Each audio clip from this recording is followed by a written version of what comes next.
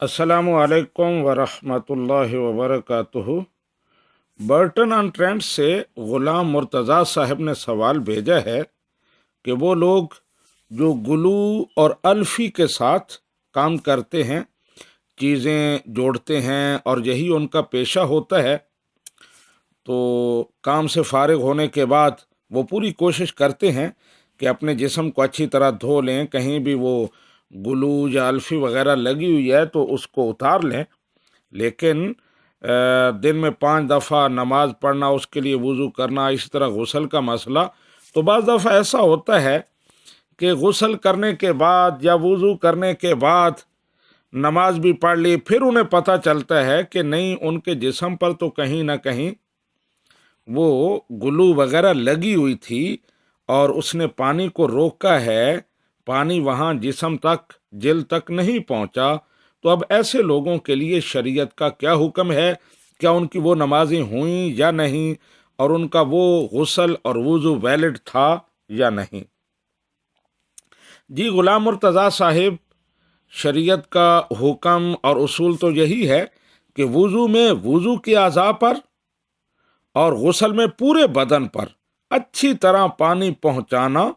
ये फ़र्ज है, ज़रूरी है। अगर एक बाल बराबर भी कोई हिस्सा खुश्क रह गया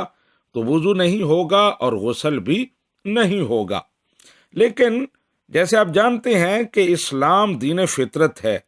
और दीन युस्र है, ये किसी भी बंदे पर इतनी तकलीफ नहीं डालता कि वो उसे बर्दाश्त ना कर सके। और जब इस तरह की मुश्किलात पैदा हो जाएं कि बंदे के बस में ना हो उनका मुकाबला करना, तो फिर इस्लाम वहाँ रियायत देता है। तो इसी उसूल के पेश नज़र फुकहा ने किताबों में एक जुजिया लिखा है कि वो लोग जिनका पेशा और प्रोफेशन ऐसा है कि काम करते हुए उनके बदन पर बाज़ चीज़ें लग जाती हैं, पूरी कोशिश के बावजूद बाज़ दफ़ा वो कहीं ना कहीं बदन पर रह जाती हैं, तो उनको उलमा ने, फुकहा इस्लाम ने शरीयत के उसूलों की रोशनी में ये रियायत दी है कि अगर उन्होंने पूरी एहतियात के साथ अपने बदन से वो चीज़ें उतारने की कोशिश की है, लेकिन इसके बावजूद कहीं कोई चीज़ लगी हुई रह गई है, अब उन्होंने गुस्ल कर लिया तो उनका गुस्ल हो गया, वज़ू कर लिया है तो वज़ू हो गया। अगर बाद में कभी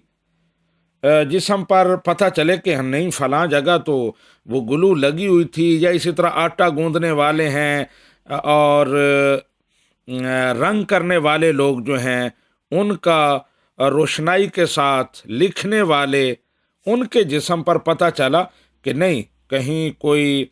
पेंट या ग्लू या उसका कोई हिस्सा लगा हुआ था, तो अब जब पता चला है तो पहले उनका गुस्ल हो गया था, उनकी नमाजें भी हो गई, उनके वुजू से नमाजें भी हो गई, लेकिन जब पता चल गया तो उसके बाद उनके लिए हुक्म ये है कि उसको उस जगह से साफ करके उस जगह को दोबारा धोएं। दूसरा सारा गुस्ल और वुजू पहला वैलिड है, लेकिन वो जगह जहां अभी उन्हें पता चला है कि ग्लू का या पेंट का या आटे का कोई हिस्सा चिपका हुआ है और उसकी वजह से पानी बदन तक, जिल तक नहीं पहुंच पाया, तो अब उसको उतार कर वो जगह धो लें। लेकिन उनकी पहली नमाजें हो गईं, जितनी देर गुजरी उनका वुजू वैलिड था, सारी बातें काबिल कबूल हैं। हाजा मा इंदी वल्लाहु व रसूलुहु आलम बिस्सवाब।